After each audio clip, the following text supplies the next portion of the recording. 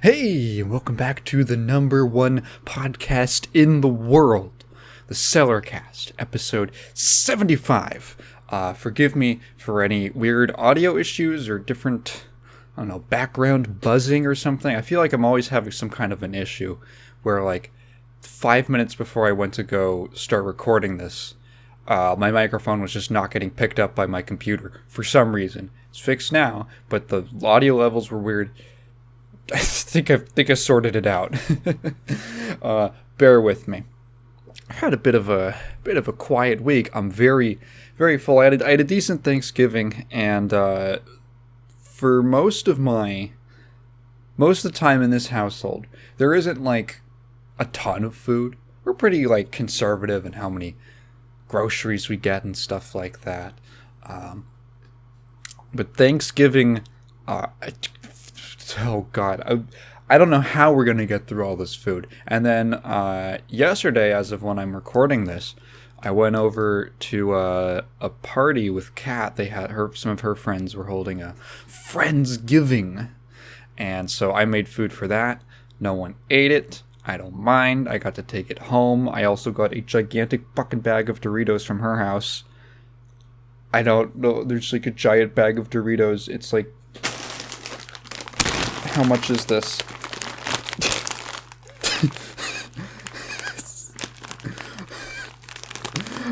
A pound and 14 ounces according to the bag. A fucking pound of Doritos sitting on my bed right now. Oh, I have no idea how I'm gonna eat that. And the Thanksgiving stuff. There's other people in this house to eat stuff, but you'd be surprised how long things will just linger around or get thrown into a... That's the worst. My grandparents, they have this terrible habit of, specifically my grandfather, of just taking food that okay, if you leave this out, it's going to be gone tomorrow or in 2 days, and it's the type of food that you can leave out for that long. It's not a big deal, or refrigerate it and it's fine.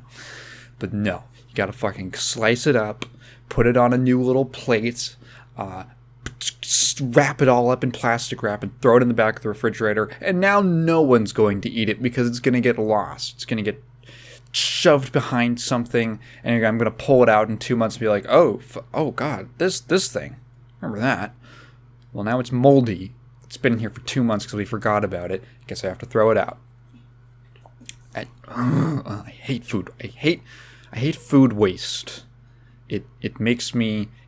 I hate throwing out food. I always keep... Unless it's literally molding. Of course I'll throw it out then, but I really try to avoid that. It aggravates me to no end. So this last week, other than that, has been pretty quiet. Pretty quiet for me. I've been trying to fix my sleep schedule so I'm a little more energetic to work. I realize we're getting almost to the end of the month and there's been no video. I can't guarantee you that I am working on it every day. It's just... I don't know. I took the first kind of week off to give myself a bit of a break for the month. So it's kind of... I don't know. It's been taking me 3 months to put this out. This is what I was scared about with going on the monthly billing schedule, because I'm oh no, if I don't have the pressure to make a video, am I just going to do nothing? Because let me tell you, I love doing nothing. I love it. Because I always find some way. Thing is I don't get bored. I don't get bored. I always find something to occupy myself with. Let me tell you what I occupied myself with the other day. So I was going to start working on something or writing something, and then I realized, I was okay, so I had this problem since I had to switch to a new phone, where, thankfully, all my stuff was backed up in Google Photos from my old phone that died before I could get a new one and transfer stuff. All my stuff was backed up in Google Photos.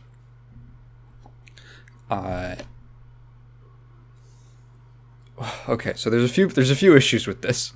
Number one is that it backs up pretty much everything that's on your phone for more than a day, including stuff that I downloaded to just send to a friend or something, and then deleted the next day or something, or when I forgot about it. which means that there's just a bunch of like junk that I really don't care about having backed up in there, that I have to like sort through and like delete this. I don't need that. I don't need that. Just taking up space essentially. The other thing is I would like that stuff on my phone. Now my phone, because it is an Android, has a Google Photos app. However, I don't like the way that it's laid out. I don't like the Google Photos layout. I don't like how it separates everything and makes it really hard to just skim through stuff. I don't like it. So, I thought, alright then, let me download let me just download all the Google Photos stuff from the cloud into my actual phone's, well, it's not a hard drive, but the actual phone's storage. Well, Google doesn't like you doing this. Because you can do it, you can download an image, right? You can just download an image from Google Photos, but you can't do it in bulk. Why? I don't know. There's no reason you shouldn't be able to just download images in bulk, but you can't. So what are the solutions to this? Well, there's a thing called, you can move stuff to like the drive, I think, but like, Jesus, it's so cumbersome. Essentially what you can do, what the easiest thing to do is there's this thing called Google Takeout, which will basically, you can select which things of your Google Cloud save by category. So in this case, just the photos. And then they'll basically create a zip file, or multiple zip files, depending on how much you're taking out. And export that, and then you can download it. They'll send you like an email with a download link. So I did that. I get my photos. I download them. They are all of these photos. The metadata's fucked up. So there's basically, it's weird because like photos that were taken with the phone's camera, my last phone's camera, have proper metadata and show up with approximately like the order you would expect. However, in between all of those is a bunch of just random nonsense that is not organized. And because I'm the type of person who, like, I port all of my photos and stuff forward across every device. I literally have photos from like 10 years ago when I'm like a little kid that I still have that I would like to keep. And the porting process screws up a lot of the metadata on there. So everything is just jumbled around in completely random order. And, there's stuff from like 2018 that's at the top of the photo reel, essentially, the camera roll in my phone. So I'm like, God damn it. So what's the issue here? Is it just lost? Do I just have to put up with this or something? No, you don't. So here's what happens when you do Google Takeout. They do have the metadata. In the metadata does exist. If I go to Google Photos, everything's in the right order. However, when you do Google Takeout, for some reason I don't know, they separate the metadata on things that were not captured from the camera, because I think that's stored differently. They separate it into a .json file. So you have all of these separate. You have the image, and then the image like .png, .json. All of that stuff is separated, and the metadata is kept in the JSON file. So, how do we get the JSON file into the original photo? How do we get the metadata in the photo? Okay, so there is a piece of software that will do this for you. I want to turn my mic down a little bit. I feel like I'm peaking a little much. There is some software that will do this for you, but it costs money. And I'll be damned if my money, or more accurately, my patron's money, goes to solving a problem this dumb. So I have to look elsewhere. And I find a guy on GitHub who had this exact same problem and wrote a script which will automatically take the file name of the photo and the file name of the JSON file, and it will combine them into the original photo. And I'm like, great, cool. How do I use this? Well, this was just a thing that this dude wrote up because he had the exact same problem as I did. And he never really had any intentions of making, turning this into a real thing. He basically just uploaded it to GitHub because, oh, hey, maybe someone else could get some use out of this. I don't really have any interest, because this is a dumb problem that doesn't have to exist. I don't really have any interest in, doing too much with this stuff.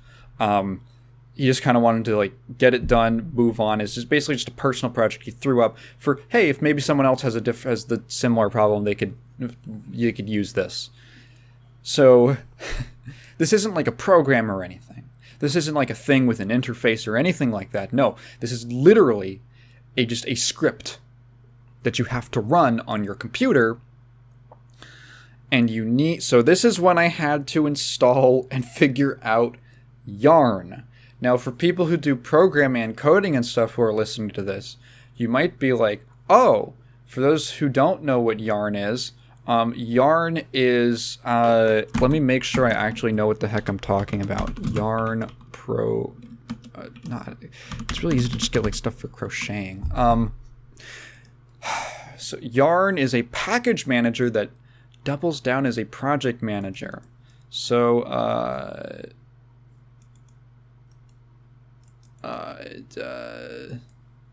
from what I can tell, I needed Yarn to do my... Okay, let's look up the Wikipedia thing. All I knew is that I needed it to make this thing work.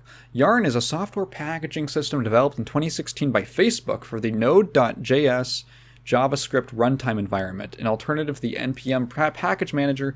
Yarn, solve consistency, security, and performance problems with large code bases. So, basically, from what I can tell, it's a thing that makes other things work. Namely, multiple different code projects that might be written by different people. It I don't know, it does some equalize. Some programmer guy in the comments is gonna on this podcast is gonna define it in better terms. Basically, I need a thing to make the thing work. So I had to install Yarn, and I had to do all this stuff through Windows PowerShell, which I've never really used before. I've done a little bit of command lining stuff, and I've done some decent digging into the guts on my computer, but I've never had to do with registry editing. I've never had to do PowerShell shit. So I had to do PowerShell shit. What is the difference between command line and PowerShell? Command line versus PowerShell. Command is primarily used to execute batch commands, do some primary troubleshooting. Whereas PowerShell can be used for executing batch commands as well as administrative purposes. Okay. Is it just big boy command line? You don't need to tell me when they were developed. educba.com,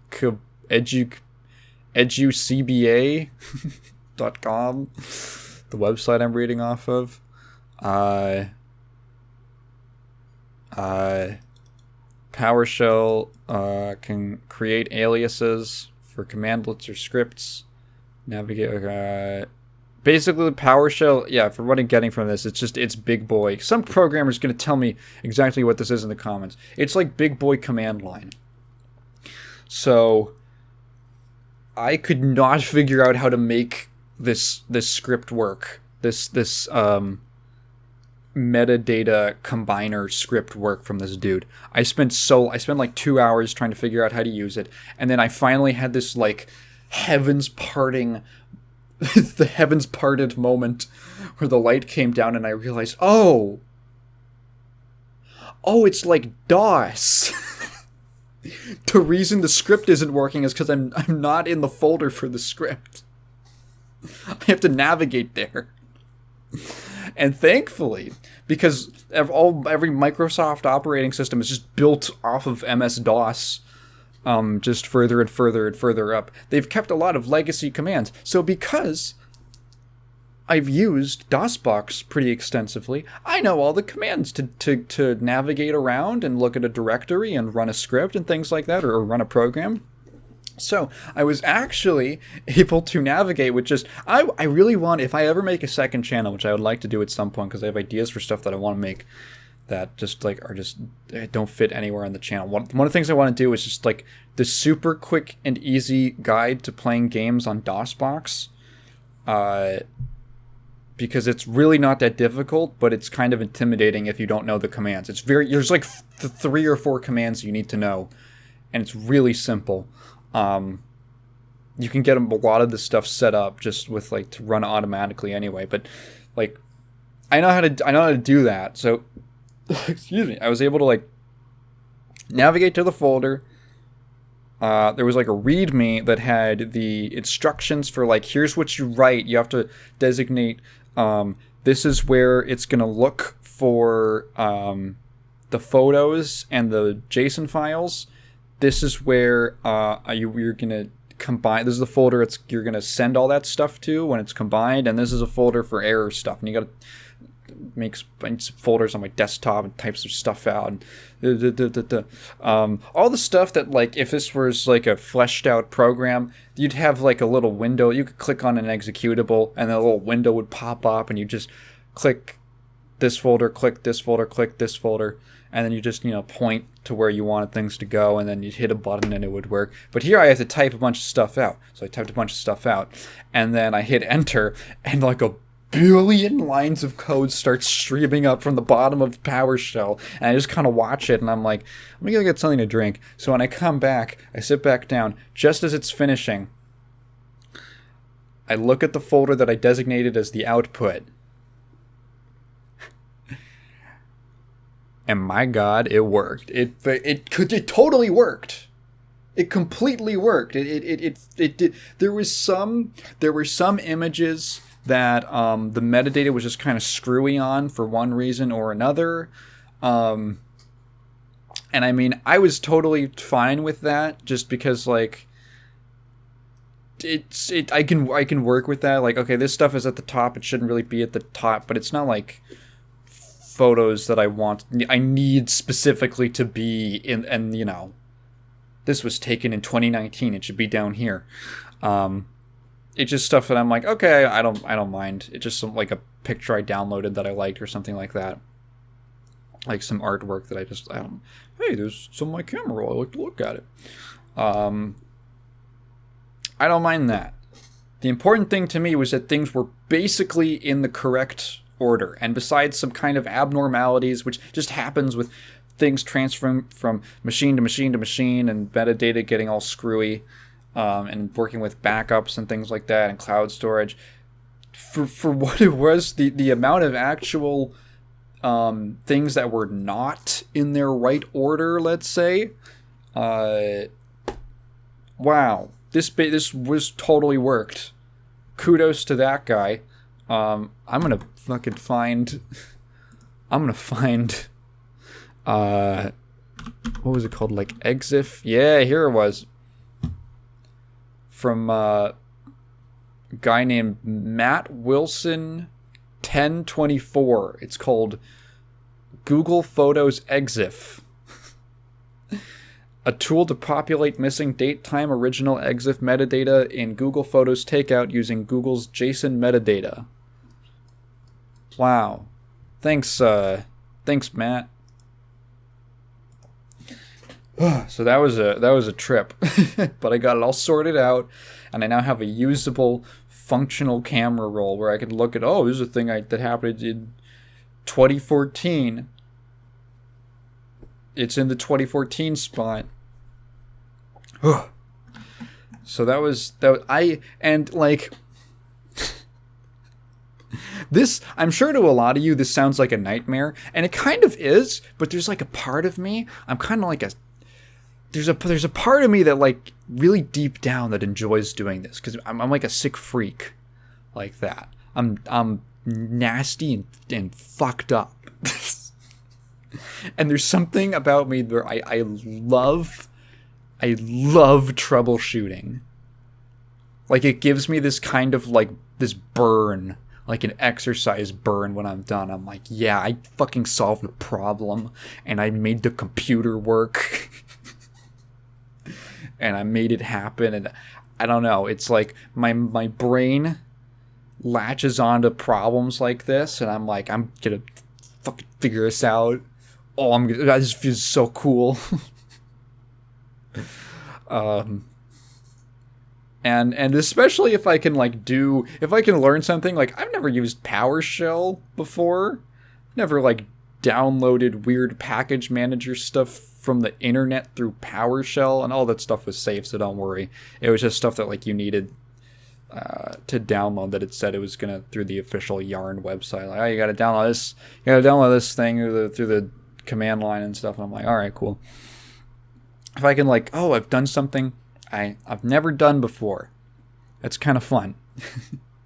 It's kind of fun to have a novel experience like that. Some people go skydiving. I tinker around in Windows PowerShell to correct the metadata on photos from a Google Photos backup for 3 hours. That's what makes me a hero. Anyway. Wanted to kick off just with a little aside about Sin in Strive. So funny enough, he came out on Thanksgiving Day, which is kind of funny because he's the eater. But here's the muncher. Here's my dirty little secret. I don't have the season 2 pass for Strive. I know. It's because I can't justify a $25 purchase right now. If Slayer is the next character, sure thing, you know? I'll drop it. I'll drop it for $25.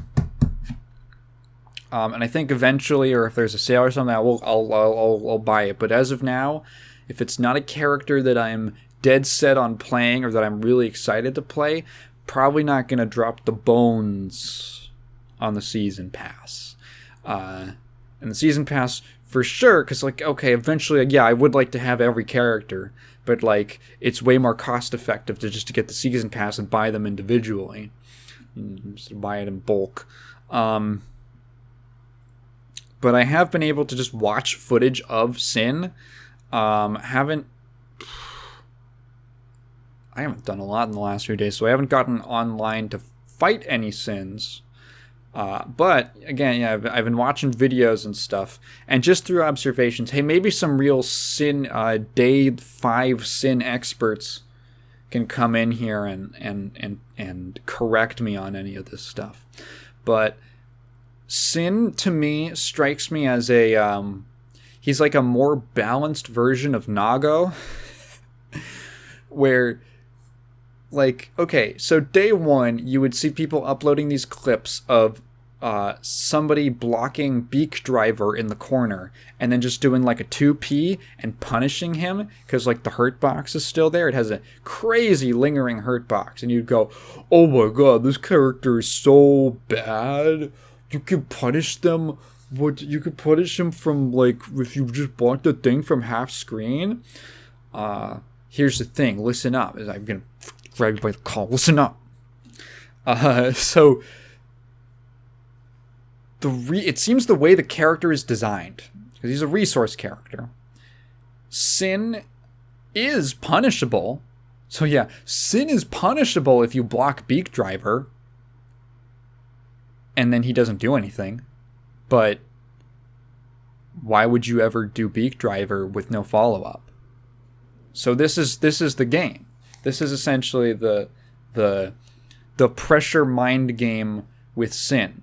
Is that if you actually try to punish him after Beak Driver and just try to throw out a little low jab, he's going to do a follow-up and then get a big-ass counter hit and get you a big counter hit starter. And then do some Strive damage to you.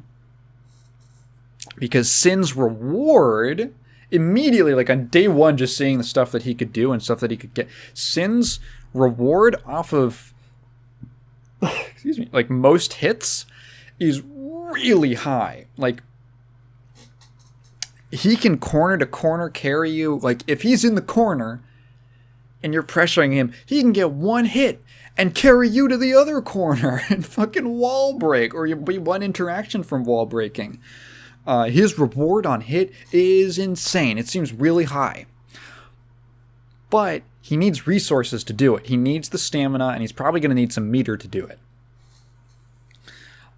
So, like, yeah, if you can block Beak Driver and punish that, but if, like, he's never going to be doing that, right? He's never just going to be doing that raw with no plan for a follow-up. And if the Sin, it seems to know what they're doing and understand the character a little bit, they're going to be trying to bait you into a situation like that. So he can get some really big rewards off of playing these little games, these little mind games of frame trapping with stuff like that. But that, of course, comes at the cost of he needs resource. I feel like I'm repeating myself. And that, to me, seems at least relatively balanced. He seems balanced in like that kind of A-tier way, where he's still pretty good and can probably put up really good results, but he isn't like stupid. Like stupid. The thing with like a character like Nago is that Nago is supposed to be balanced around his resource. However, in most cases, if someone kind of knows what they're doing with Nago and knows how to like manage blood or utilize blood rage, ends up not being that big of a deal, actually, because he does so much goddamn damage off of everything.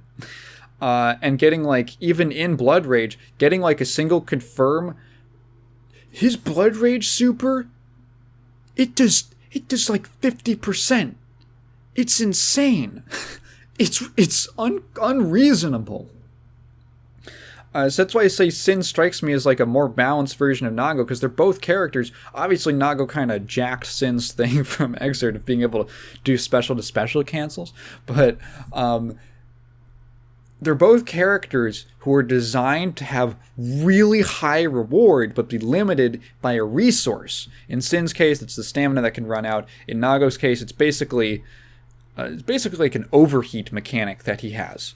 Except, the difference between them is that when Sin doesn't have stamina, and stamina pauses, I noticed this, stamina build pauses when you're blocking, being hit, or I think even attacking.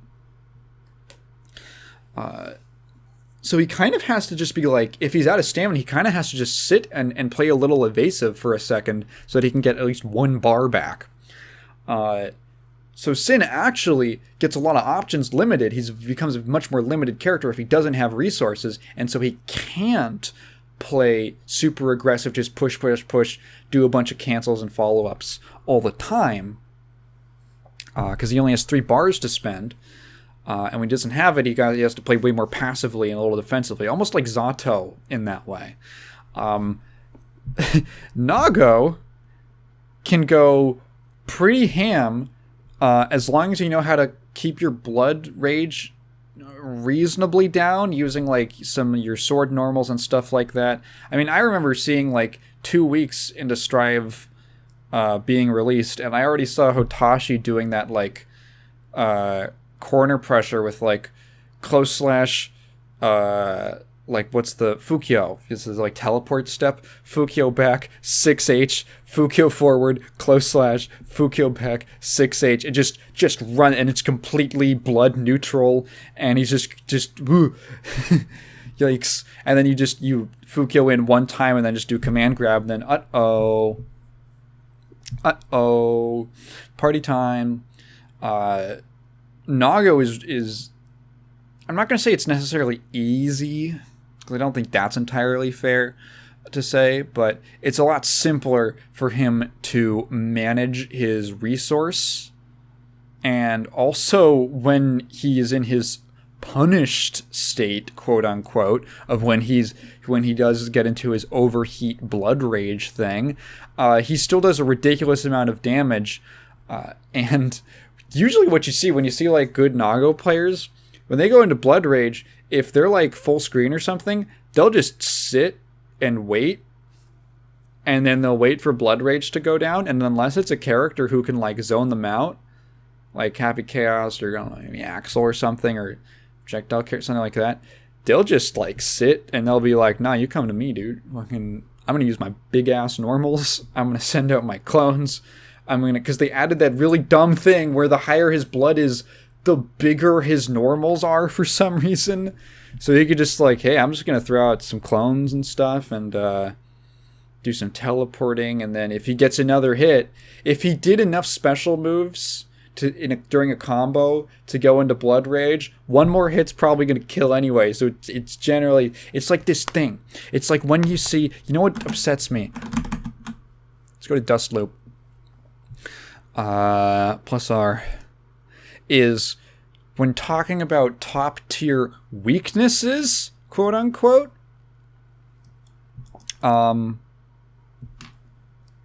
The weaknesses are canceled out. You can just ignore them for the most part. So let's go to Zappa.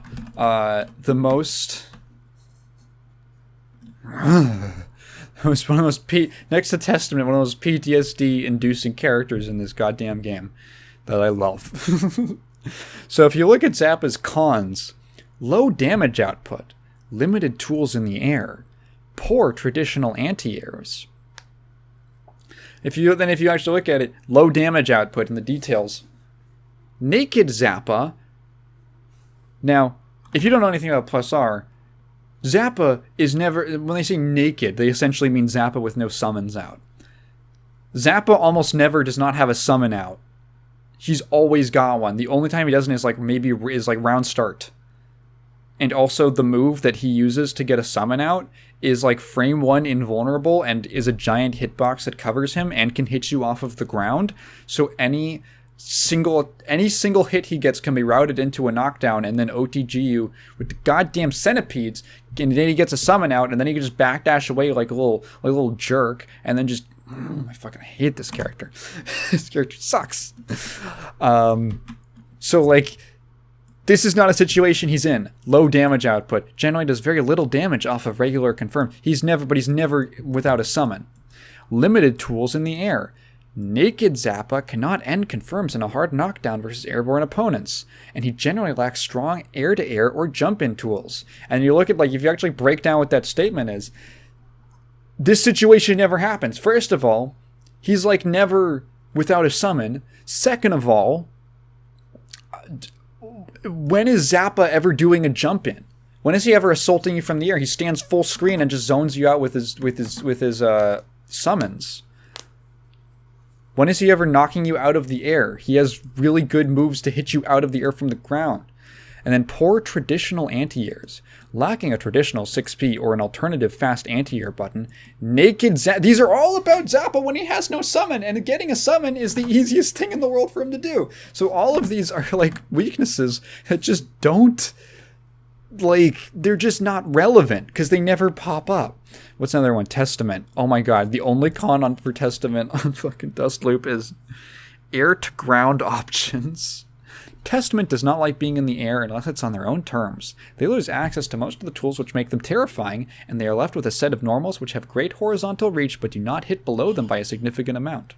Forcing Testament into the air can disrupt their game plan and allow the opponent to gain an advantage. But, like, how do you do that when the entire fighting Testament is like you're walking a minefield because there's a million traps on screen? Testament just gets to chill out on the ground a lot of the time. You're just not in situations where their supposed weaknesses, basically their strengths, nullify their weaknesses. It's not just that they're greater than their weaknesses. I feel like a good tier character, like let's say an A tier character, is a character who has strengths that are greater than their weaknesses, but their weaknesses still exist. An S tier character has strengths that actively cancel out the weaknesses in their kit. That's like Nago. or like Happy Chaos. Another character who has like, I don't even want to talk about Chaos. I don't want to talk about Chaos. Sin seems to land in that former category. He seems like he'll probably be like an A tier. Like with like if I can talk about me playing Testament and Strive, Testament, I'm not going to downplay Testament. They have some really strong options. At the same time, what they're good at is very contingent on like some setup. You have to get Stain on the opponent, which means that you have to set up Gravedigger, you have to land the bird, and then actually utilizing Stain requires a lot of interaction between you and the opponent. And it requires you to like, you know, get something on block or get a hit. Once you do get it, it's really good, and Testament can have really strong looping, repeatable offense. However, it requires some work to get there. And that is basically, like, I think, like an overarching sense, what puts them in like the A tier rather than S tier. Still very strong character, which I love playing, but and very annoying sometimes. I can tell I've annoyed some people online because they're just stuck blocking forever. I love it. I love making people block forever. But yeah, that's kind of my observations on Sin. I think he'll be good. He looks fun. It seems like people are having fun with him, which I think is great. I think it's more important to me, I think, that a character is enjoyable rather than good, right? There's tons of characters who are like bad. I used to be the guy who, when I played League of Legends, I loved playing all the abortion dumpster characters. I would play like old Yorick, old Poppy, old Mordekaiser. They had to rework that champion like 2 times to make him into anything. Well, because the first rework was fucking stupid. I don't know what they were thinking. They were on fucking cocaine when they did that first Mordekaiser rework. But like original Mordekaiser, when he was like this weird drain tank where like you never really knew what was happening because like he built up this shield, but the shield wasn't visible on his health bar, so he would just like his health bar would just be completely static during a fight. It was really weird, but it was fun, and you got to keep a ghost of the opponent if you killed them with your ultimate on them. Oh, that was so much fun because it felt like I was climbing this uphill battle. Just this long road to make the character work, but when it worked, it was like, yeah. Oh my god, what are the other... I fucking love Galio. I love Galio. They did not need to rework that character. Maybe like a little touch-up to his ability, sure, but completely reworking him into a lame, annoying support, that was one of the things that really started turning me off the league, was like, why are you killing my babies? Galio was so fun as like a counter... If they had a magic damage top laner and mid laner, you could pick Galio and you could do really good. He was like a magic damage counter where he would get he used magic damage, and the more magic resistance you built, he would get the portion of that would be converted, or he would get that as like a bonus to his own like ability power. It was basically how the character worked. And he had some like really fun abilities, like his ultimate was a big AoE taunt thing that had a big explosion at the end. People were really surprised because you would never see this character, because people who play League, don't know how to play the characters. I feel like character was frustrating in League was that I felt like so many people didn't want to like think about the game at all, and they would just like, if something required you to think even a little bit about what kind of pick it was, they would just it was unplayable. But man, Galio was so fun. If you picked him and he was never bad, at least when I played him for like a good couple of years, in like 2014, 2015, 2016 onwards to like 2020. I kind of played till like 2020. He was never bad. He was just niche, and he was really fun when you could make him work. Poppy, oh my god, oh my jalopy, the Poppy. Poppy was a character. Okay, so people who never played League, or only started playing like post, when did she get reworked? Like 2015, 16, something like that. So Poppy was this character who was a completely failed design. Just absolute failure. I think they wanted her to be like a bruiser, kind of like brawler type character. She's a little blue Yordle with like a hammer and armor. What ended up really being the character was she ended up playing like an absurd assassin who did ridiculous burst damage and it could fucking kill you in like 2 seconds. Which back in the heyday of League was very rare. Damage got shot way up as the game went on. There was a lot of power creep throughout the game's lifespan, but before, it was kind of rare to see someone like champion who just consistently blow people up, like full health bar gone in a second type of thing. And that was Poppy. Most of her abilities were very boring. It was just like, oh, she has a Q. Her Q would like empower your next auto attack. Her W, like every moment you were in combat, you gained some like defensive stats, and it stacked up to like 10 times. Her E was like one of the most iconic things that it was like the only thing they actually kept, which was she would charge the opponent and then kind of like carry them backwards a little bit. Like if she would hit them and then she would carry them forward, and if you slammed into a wall, you would stun them. It was like the only thing they kept when they reworked her. And her ultimate was so dumb. It was called Political Immunity, which I loved that name. It was called Political Immunity. And she would cast it on someone, on an enemy champion, and you could only, while the ability was on them, you could only be affected by them. They were the only people who could do damage or could put any kind of crowd control effects on you. It was silly. No one else could touch you. So what she would do is you would basically you would go to a team fight, ult like the most useless person on the team. Like if someone was just feeding really badly, or they were like a tank who was all like wasn't really doing that much, or something like that. Or sometimes you could just ult the carry or whatever and just make a beeline for whoever was the big carry, and then you could just fucking couldn't do anything to you. It was so fun. It was so funny and really poorly designed. It's basically like a modern version of like the modern Mordekaiser's ultimate, except instead of taking you to like the 1v1 dimension, it was just regular. It's 1v1 time, baby. Oh, her passive was dumb, and it wasn't interesting, but it was dumb.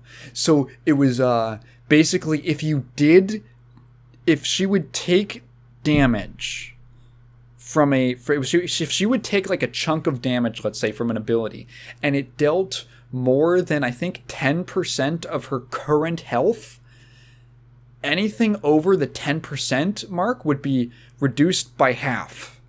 So if you hit her and it would deal like 20% of her health, it would actually do 15, I think is how the math would work out on that. So like the lower your health would get, she would just take like less and less damage. It was basically like Guts. It was like fucking Guts from Guilty Gear. And she was dumb. She was really, really dumb. Because she could do a ridiculous amount of damage with her Q, which was boring. A boring ability, but it could do a ton of damage, and she would basically be like really difficult to kill. And you could just pop out, stun someone with your E by slamming them into a wall, and then just pop, pop, pop, pop, and just destroy them. So what they did to try and counter this was basically they Riot, to fix this. They didn't fix it. They were like, this is too much of an issue. Just fucking break her legs. So what they did was essentially the only balance changes they made to Poppy was they just made, I think the specific thing was they made her mana costs insanely high, which at the end, like in the middle or the end of the game when you have like a higher maximum mana bar, not a huge issue. But in the early game, when you've got like 400 mana to work with and casting one spell is like 90 mana. She had like Dota mana costs. Basically she could not do shit early game. They like they neutered her early game. She was useless. But if you could make it past the early fate part of the game, and you could like kind of play safe and just sort of like go neutral in lane or something like that, and you could make it to 2 items. If you could get like 2 items, like a Triforce and like something else, like an Infinity Edge, or something like that, or Blade of the Ruined King. You could, I remember like it didn't work many times. Most of the times I would get destroyed in lane because I couldn't fight back against a lot of characters. But when it worked, when it went off, it was disgusting. It was like, I remember playing her and being like, oh yeah, this could never be allowed. This could never be allowed to work. That was like some of the most fun. Eventually, I sort of did move on to a slightly more stable characters. I was my favorite champion in League. It was and continues to be Mundo. I freaking love Mundo. Let's see, what were my favorite champions in League for anyone who was asking? For anyone who would want to know, it was Mundo. I loved Renekton because I love being an asshole. I love Tom Kench. I love Jhin. Probably my favorite AD carry. Next to Twitch. I love Twitch. I love being a little rat man. And being a stupid hyper carry late in the game. And just popping out and just machine gunning someone down. Oh, that was so fun. That might be. I really enjoyed Set. He was released around the time I stopped playing. But I really enjoyed him. I think he would be really fun to play in Project L. I really liked Nocturne near the end of when I stopped playing. I stopped playing around the time they introduced lethality. Ooh, you want to hear something fun? So, okay, I want to talk about Nocturne top. I used to take... so Nocturne, for anyone who doesn't know, is a character in League of Legends who was kind of considered like... His biggest issue was that he was too honest. He didn't have any really broken shit like a lot of other characters. Like none of his abilities like were just straight up busted, you know? So that kind of kept him in this like, yeah, you can play him, but like, is he gonna? He's not gonna like carry the game. And he was mostly played, as a jungler, which is a roaming position where you basically, instead of going to one of the main lanes, you there's in between the lanes, there's an area called the jungle, which is where there's like monster camps and stuff, and you basically rely on that as your main source of experience and gold, as opposed to killing minions in lane. And then you kind of roam around and basically set up ganks, like little ambushes, and you basically help out the other lanes. You're the global force roaming around, hiding in the shadows. So he was usually played as a jungler. And in the jungle, he was like... Okay, so here's what I deduced, because I would always just take a character top lane, because I just love playing top lane, and because it's the most solitary lane where I don't have to deal with other people. And I liked a lot of the characters who went top. Can you see why I moved over to just playing fighting games?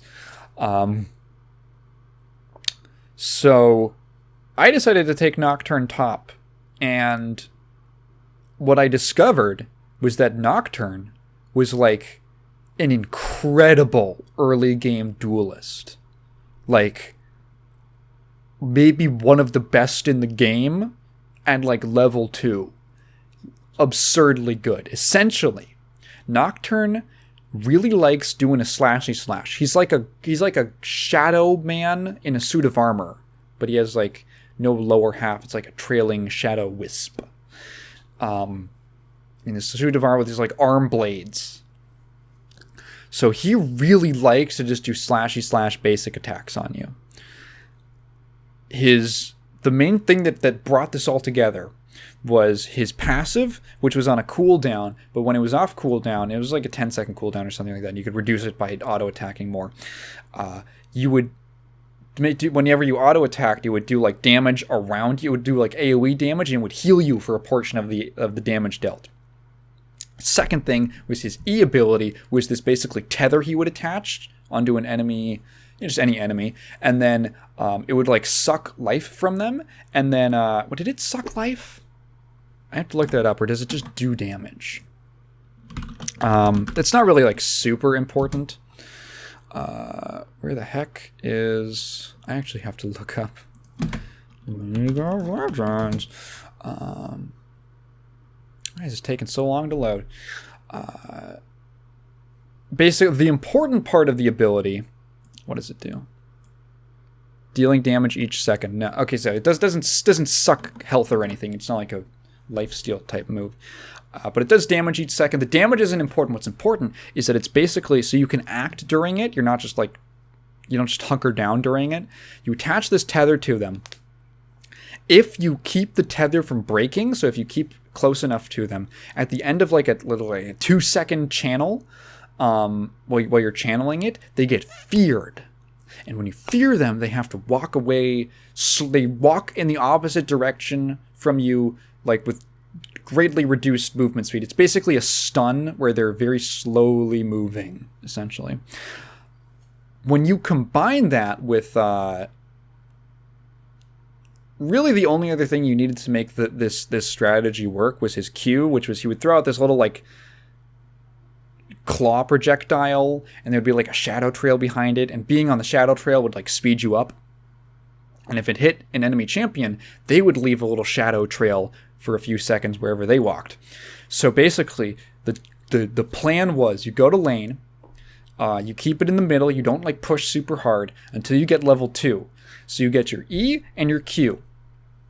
And then you basically I would just do an all-in where I would just, like, start autoing them and, like, goad them into fighting me. And everyone would always take the fight. And then I would put my E on them.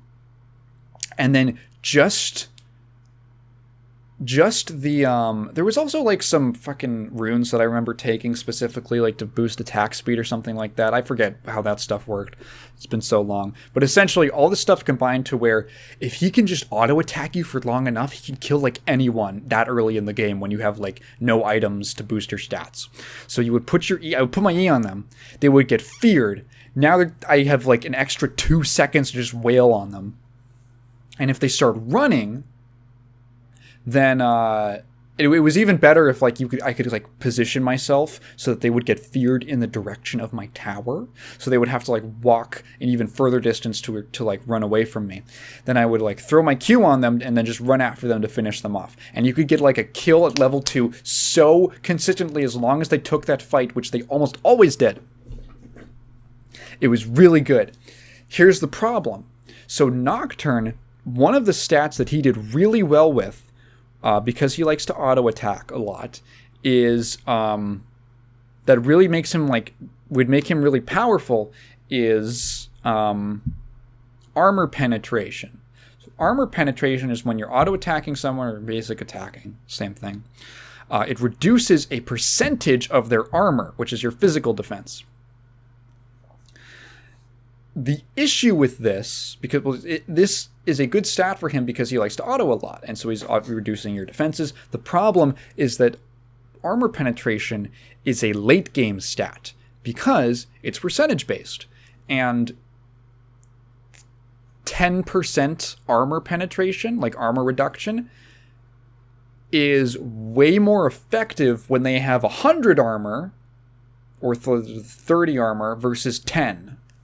If they have, like, 30 armor, that's, what's 30 divided by 10? It's 3. Hang on. I'm just trying to think of if this was... if you could probably figure it out on your own. I'm not going to embarrass myself more than I already have trying to do math on the fly. So you could, like, reduce their armor way more if it's based off of a higher percentage, or not a higher percentage. Fuck. If there's a higher total, you're taking a higher percentage off of. It doesn't matter. I'm really bad at explaining math stuff, but I know I understand it, but I'm trying to explain it.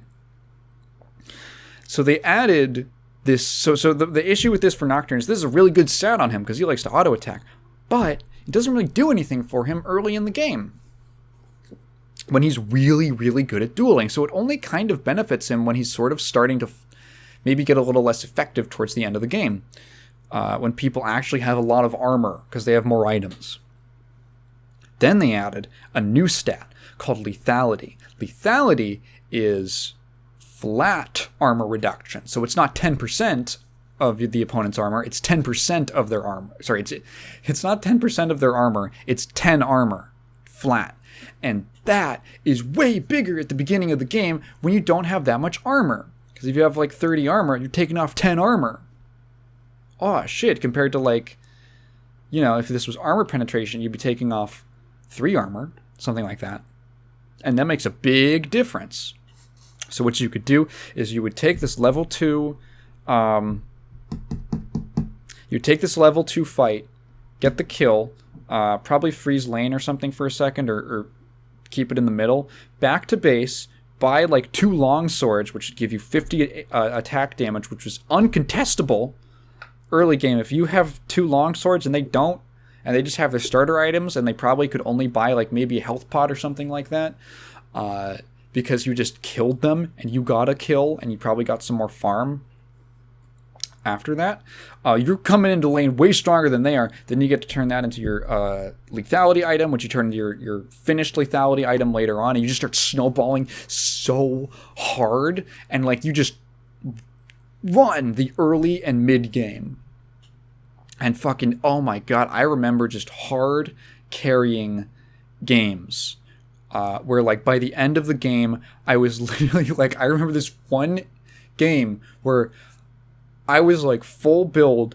I was hard carrying at least like 2 people on this team, and I fought every single member of the enemy team one by one because I was like trying to backdoor them. And they were like, oh shit, so they all start running towards me on like bottom lane or something, but they don't get there at the same time. They didn't leave at the same time. So like I have just enough time to duel each one and kill them in like 5. They're getting to me like 5 seconds apart, and I'm killing every single one of them within like 4 seconds, and it's just enough. It's just enough that I can actually go through every single one of them. It was so cool. That shit was fun. Too bad League of Legends sucks, and it's lame.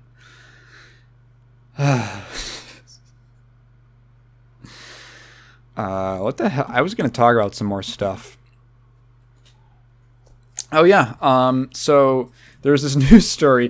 That I did want to talk about. It was called. It comes from Politico. Feds likely to challenge Microsoft's $69 billion Activision takeover. So according to this article, if you remember, Microsoft is trying to acquire Activision. I don't think the deal goes through until 2023.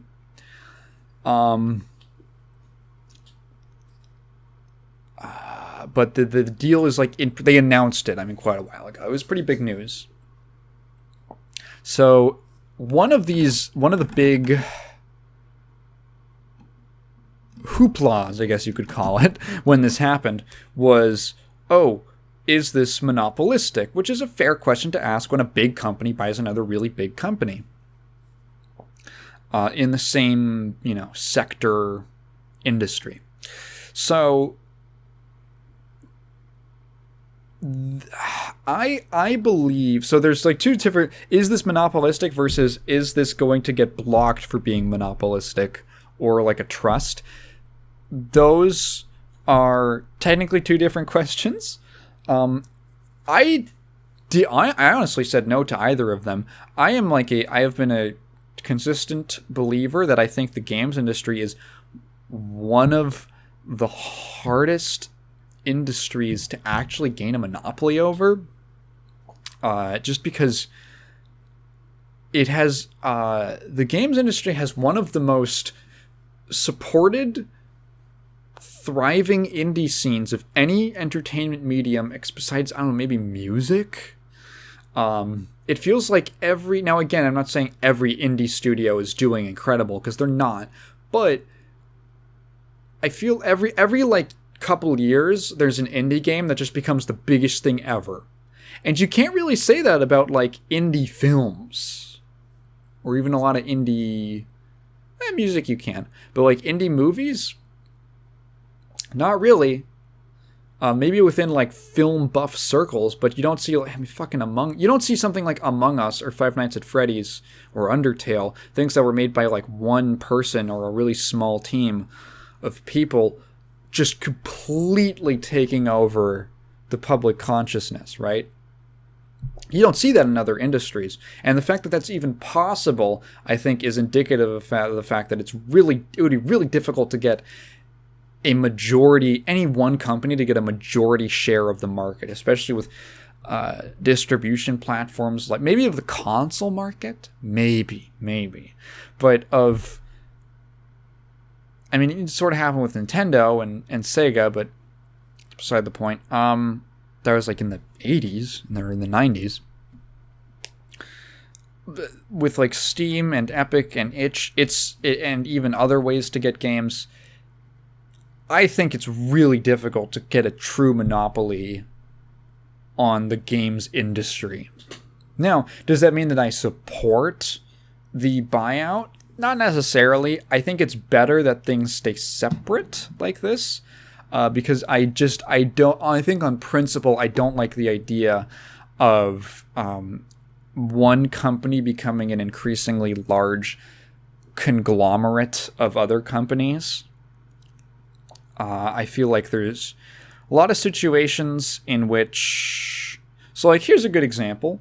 Sort of a recent happening, too, with Ticketmaster. So Ticketmaster, at least in the US, or maybe even all of North America, Ticketmaster has a monopoly, like a real monopoly, on ticket sales for events. And this has pretty much led to the freedom to be anti-consumer. So I think what the event was something, there was like a Taylor Swift concert or something, which was immediately completely sold out. And tickets were being resold by scalpers for fucking, hundreds, thousands of dollars. And just like, dude, come on. Spending that much money on a fucking concert ticket is like, it's just exploitation. But Ticketmaster allows this to happen because, hey, fuck it. Who's gonna challenge us? If you have a bad experience at Ticketmaster, there's not really an alternative you can go to. So there's a problem. I recently had... So my favorite band of all time is Modest Mouse. Recently, they announced a tour because it's the 25th anniversary of their second studio album, The Lonesome Crowded West. And Modest Mouse is like really important to me, and that album is amazing. It's incredible. I was just re-listening to it the other day, and the idea of like seeing some of those songs live is like, oh my god, that's fucking awesome. Seeing the whole album perform live, that would be awesome. And they're playing relatively nearby, so I was like, oh, let me look up if there's any tickets still for shit. Nope, it's all resales. And at minimum $90. Minimum $90. And it quickly jumps into the $100, $200 category. And for me, it's like, fuck. Like, Modest Mouse is probably one of the most important musical artists to me and to my life. And that album is fucking incredible. And it means so much to me. To see some of those songs performed live is like what I wouldn't give. Well, $200. $200 is what I wouldn't give. I'm sorry, it's a little out of my possibility range right now. I don't know. I don't even like asking for stuff like for that kind of money to buy that. So I'm like, it sucks. Fuck, I can go see this. This would be so cool. I hope they don't die before they go on another tour like this. So like, a bit of a bummer, whatever. I get over it. I can get over it. But that's like a dumb experience, and it's like shit. Well, if there was an alternative, but you can't really, and the reason for that is because they basically own. It's basically one company that owns that bought out other companies that handled ticket distribution, and then basically pressured venues into cooperating with them and making their tickets exclusively available via Ticketmaster. Because otherwise, we're not even going to sell the tickets for your event, and because we're the most centralized, easy way to buy tickets online. You're gonna lose out on sales. So like, oh fuck, so they feel pressure to do it. And this is what happens when you aren't allowed to have competition. Do I think that would happen with Activision Blizzard and Microsoft? Not necessarily. But on principle, I don't think it should be allowed. No, not allowed. I don't think it should happen. I don't know if it should it be allowed to happen? I mean, I don't technically think it's breaking any laws. I wouldn't say that. We've seen, I covered a thing about where Sony tried to claim that Call of Duty was like a genre unto itself, which is really silly. But like, I don't know. See, it's one of those things where like, yeah, I guess it's technically legal and it doesn't have any immediate repercussions that I could see, or anything that would really affect me. Maybe if I was more into like Blizzard games, then maybe. But I don't think it should happen. If it was up to me, if I was the ruler of the world, I would say no. But I'm not the ruler of the world, and I don't necessarily want to be, or think I should be. I should not rule the world. That would be a terrible idea. So we got this story from Politico, and they're saying the FTC is still conducting an investigation into whether or not they should be allowed to make this buyout.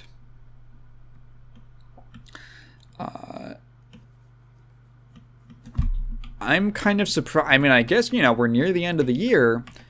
I don't think they said when in 2023 it would be finalized. It's definitely gonna develop. We're either gonna have it's either gonna go through or it's gonna get blocked. And if it gets blocked, that could be knuckle crack. Sorry for those people who hate that. If you listen to this podcast enough, you should be used to me cracking my knuckles. If it gets blocked, I think that's a bigger deal than it going through. Because if it gets blocked, I would imagine that would set a precedent. Because the court loves precedents. Courts love to be like, because so much stuff that gets decided in court is like, well, morality is very subjective and things. Where do things cross the line? Who's going to decide that? You know what courts love? When someone's already decided it for them in a prior case. So if this sets some kind of precedent for like, how big is too big of an acquisition, it could legitimately change how these things go forward in the future, or whether or not anyone's even going to be making an acquisition like this. I assumed when the news first came out, I think you can go listen back to that podcast. I assumed they had already cleared this. I would imagine that with a $69 billion deal, where Microsoft is buying a gigantic company that literally could threaten the government if they wanted to. Remember that most government machines still run on Windows XP, and they can't move forward to Windows 10 or a different operating system because so much stuff from that's decades old is contingent on Microsoft Windows XP, and Microsoft specifically has a team devoted to security updates just for the government's version of Windows XP, and if they wanted to, they could fucking maybe just not do that, maybe? So there's a very funny relationship between Microsoft and the US government, and that kind of a company buying a huge company, I would imagine that before they even went in for the meeting, that they had a prior like contact in the government to say, hey, is this gonna raise any alarms if we move to like make this acquisition? Did that happen? I don't know, because I mean, again, my assumption was they already made it and they got the all clear, so that's why they went ahead with signing the deal. But maybe they really didn't, and they just assumed? That seems a little dumb. Or maybe they got the go-ahead, and then someone else said, hey, who told you could do that? Who told them they could do that? Kind of thing. If it gets blocked, that could, I think, legitimately be a line in the sand moment of, okay, this enormity of an acquisition is not allowed to be made anymore. Excuse me. This article doesn't necessarily have like any. It's pretty much just a recap. It's essentially just saying, hey, the investigation is still not over. The fact that it's taken this long might cast into doubt whether or not, like, maybe this is real. Like, maybe it's not just a formality to do the investigation. Maybe there is something here, and that's why it's taking a while. But we don't know, and we won't know until they actually do give a date, or a time period. The companies have until July next year to close the deal without renegotiating the agreement.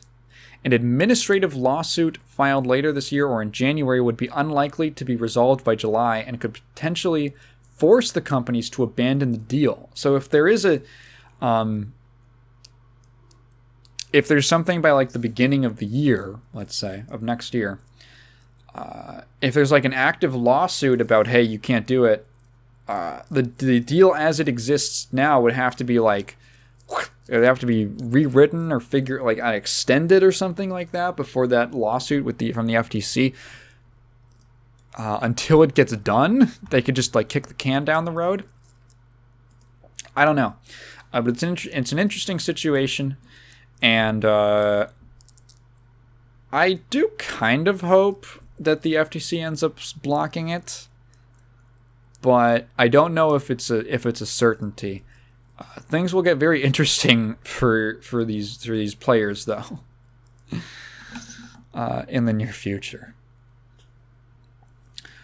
Wanted to bring up something fun, a fun little thing, a little bit of levity, goddamn, in this podcast.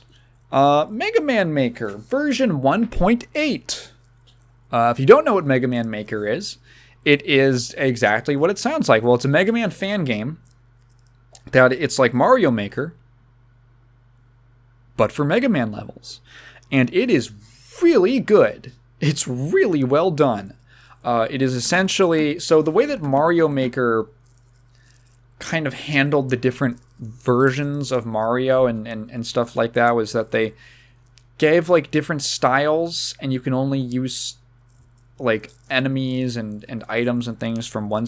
There's not a lot of like, there's limitations to depend of what you can use depending on the style that you're going for, or that you're using, and they sort of excuse me, and the like abilities that Mario has change depending on what style, based on like what game it is. I've seen people get frustrated with that. I guess it's a solution to it, but what Mega Man Maker does is it basically says, screw it.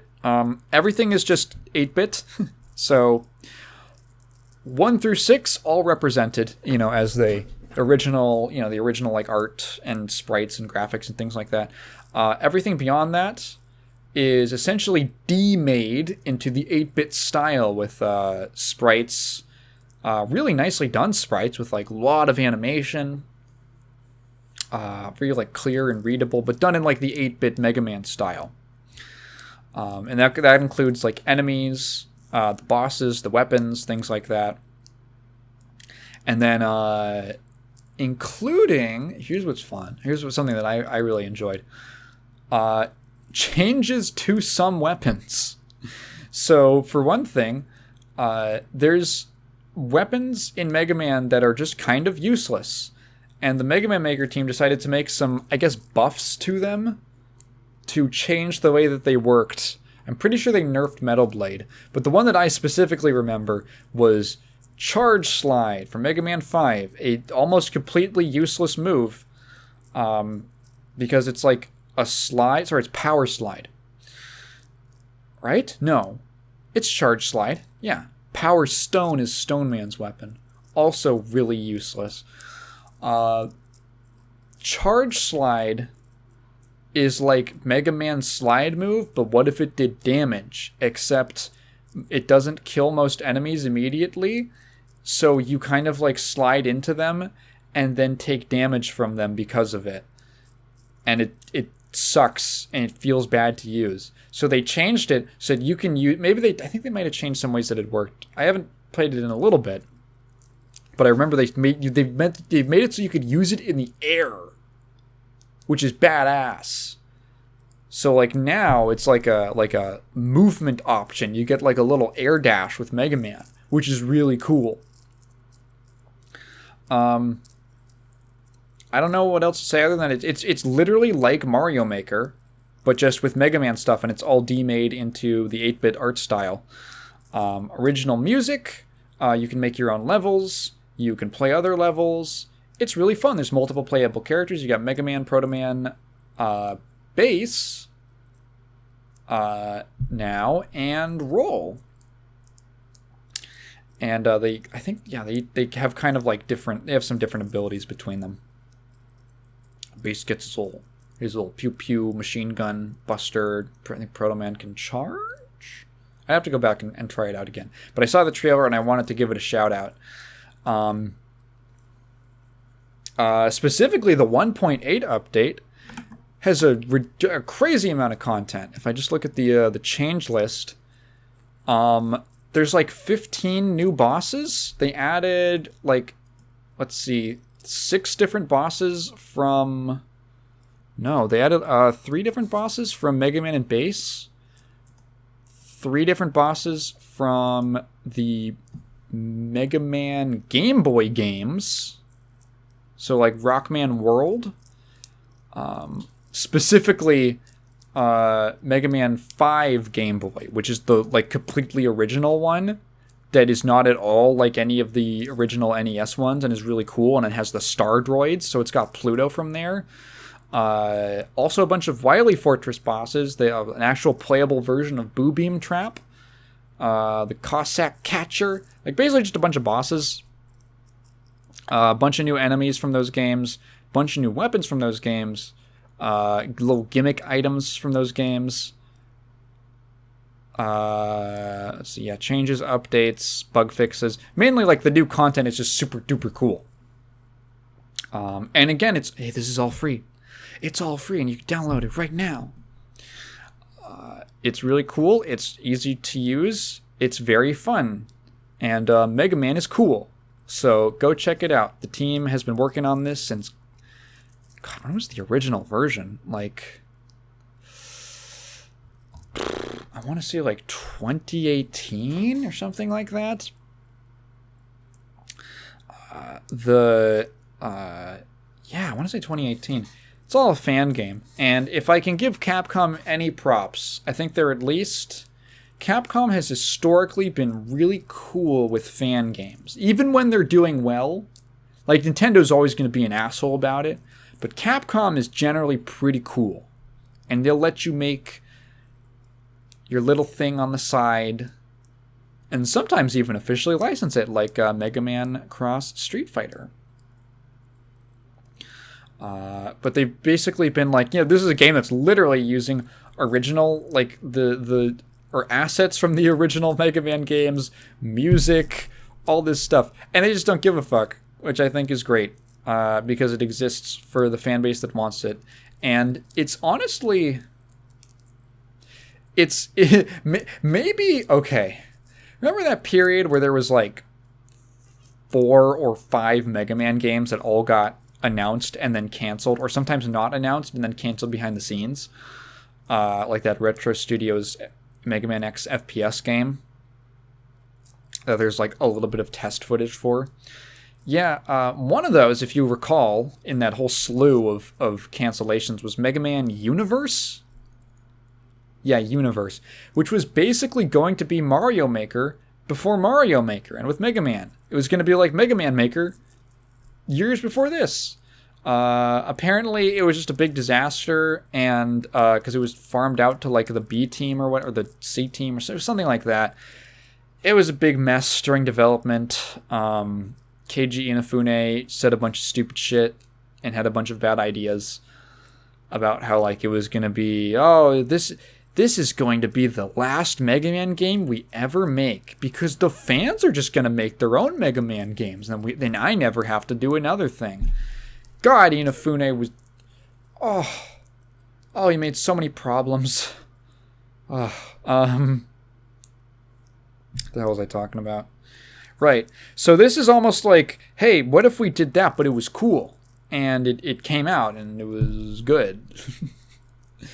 So, go check it out. Mega Man Maker. 1.8. All this is going to be linked down below, as usual. One last thing, because my voice is getting a little tired.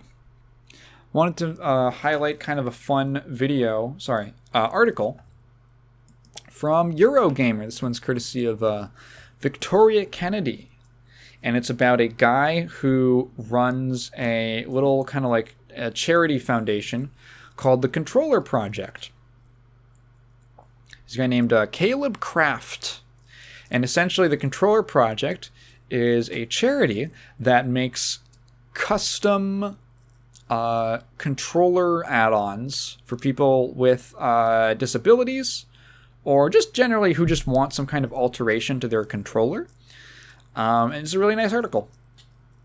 It's basically like, so for instance, there's one thing that they have, it's a really simple add-on, like an attachment to like an Xbox controller that you attach to the triggers, and then it just gives you, it's basically just like an extended trigger.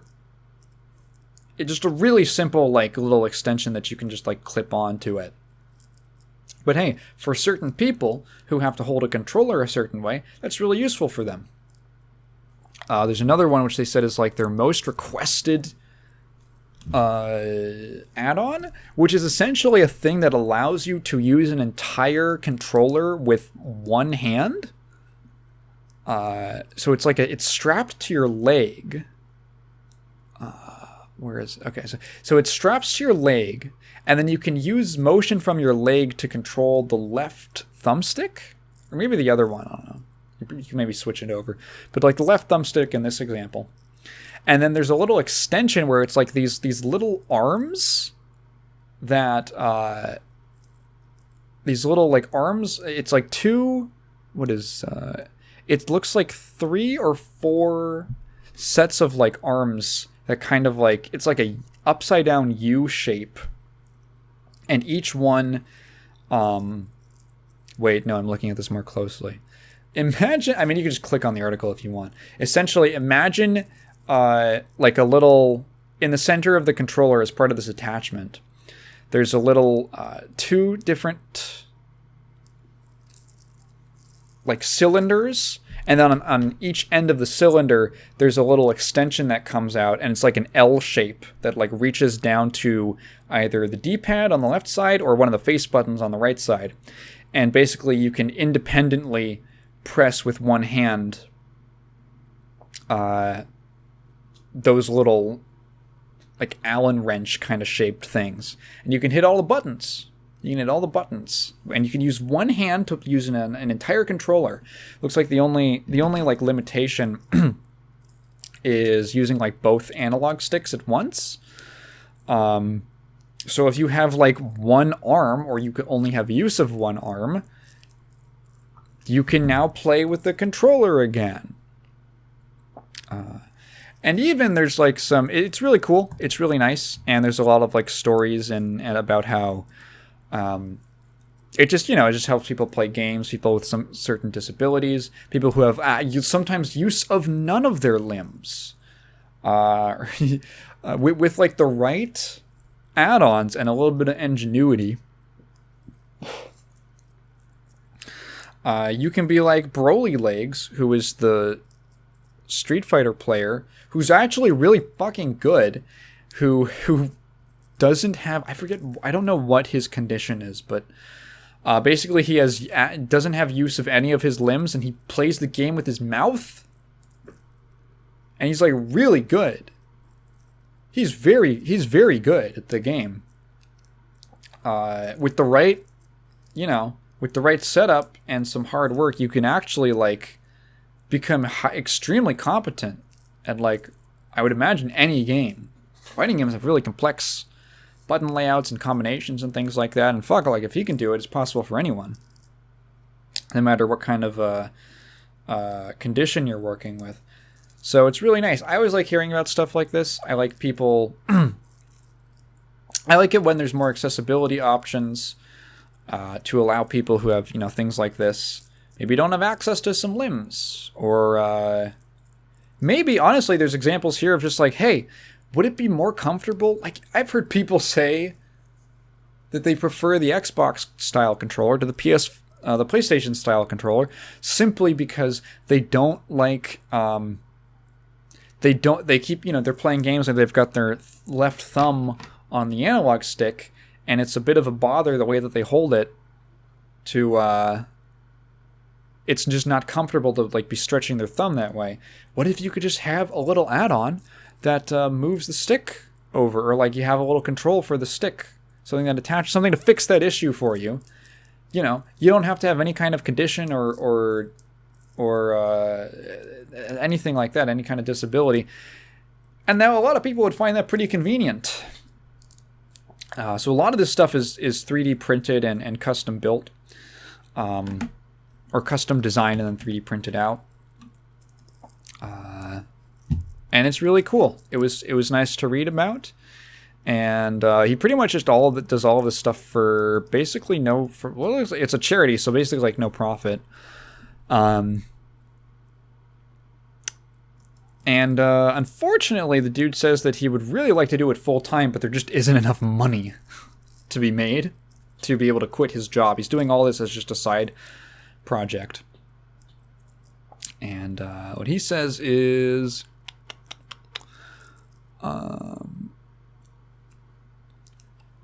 where does he go? He says, I think it would be incredible to see an online configurator where you can select from a group of parts and build out a 3D printed kit for your controller that does what you need, and then have it printed and ships to you. And then having something like this be actually supported by like console manufacturers.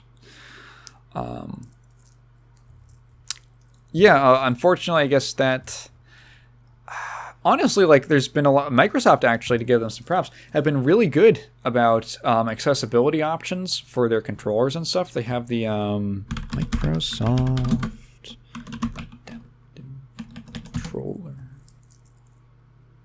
the adaptive controller, which doesn't solve all issues, but it does, from what I understand of just reading people online, has been really great and has allowed them to play games again. That stuff is really neat. I love it when people get to enjoy video games. And I'm always for stuff like that. I think it's cool. You can check out that article. Do what you will with it. And my voice is getting kind of tired, and I don't feel like going on another big rant, so I think I'm going to call it to a close. All right. Well, if you've been listening to me this long, ramble for like this long, then thank you so much. Video is going to be out before the end of the month. God damn it! Even if I have to grind it out, I want to. I'm having fun when I make it. It's just my energy's all screwed up. If you have a question, leave it down below in the comments, but please phrase it in the form of a question. Because I don't just want to read your thoughts out loud. I'll definitely get to it. I said that all out of order. I have a Patreon, check out the main channel, Clips channel, I guess. Goodbye.